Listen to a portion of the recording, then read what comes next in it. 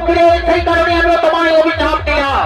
অচিরেই বৈকুণ্ঠচারী তোমাকে যেতে হবে মর্তভূমি পরে, তো তিল প্রবাহিত হবে তুমি ধরণীর পরে।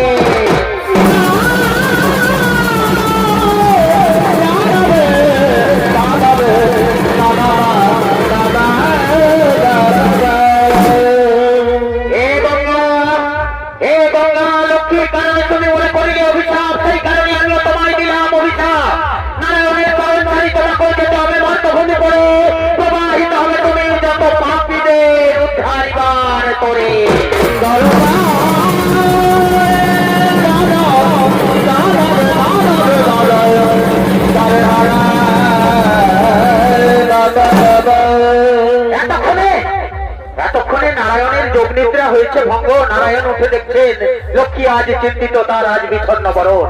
সঙ্গে সঙ্গে নারায়ণ লক্ষ্মীকে বলছেন, ভগবধূ বিষ্ণুপ্রিয়া, ভগবধূ বিষ্ণুপ্রিয়া, বিবাহিত তব এই বিষণ্ণ বরণ, জানতে চাই আমি পেয়ে তোমার এই চিন্তার কারণ। ওগো প্রিয় সখামোর, ওগো প্রিয় সখামোর, কি কহিব তরে, যোগনিদ্রায় ছিলে তুমি সিংহাসন উপরে, সরস্বতী অভিশাপ করি গেল পরে, মর্তভূমে জন্মিব আমি মানবের ঘরে।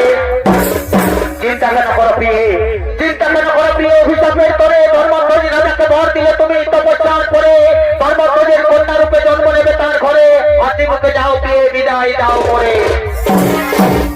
ওগো প্রিয় স্বামী মোর, ওগো প্রিয় স্বামী মোর, কোমল লোচন, মোর অভিশাপ তুমি করো মোচন, তোমায় ছাড়ি মর্তভূমে কেমনে থাকিব একা, তুমি বলে দাও প্রিয়তম মোর বৃন্দাবনের সখা। ওগো প্রিয় নারায়ণী, ওগো প্রিয় নারায়ণী, চিন্তার নাহি কোনো কারণ, দুষ্টের দমন শিষ্টের পালনের তরে, যুগে যুগে জন্ম নিয়েছি আমি মানবের ঘরে, তুমি এসেছ মানবী রূপে বিভিন্ন নাম ধরে, এবারও মানব কল্যাণের তরে জন্ম নেব আমি রাক্ষসের ঘরে। মনে পড়ে বিয়া তাপর যুগের কথা, একদিন বৃন্দাবনে তোমার কুঞ্জ ছাড়ি আমি গিয়েছিলাম বিশাখা কুঞ্জে, শুধু আমাকে জানে প্রহরী রেখে, সেদিন মিথ্যা কথা বলার অপরাধে তুমি শুধু আমাকে দিয়েছিলে অভিশাপ, রাক্ষস কুলে জন্ম হবে তার।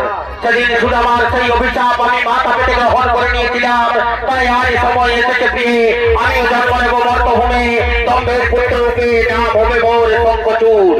বিধির বিধানে মিলিত হব মনার স্বামী স্ত্রী রূপে, লীলা রচি পুনবায় ফিরিব বৈকুণ্ঠ লোকে, চলো প্রিয়ে যাই মোরা লীলা রচিবার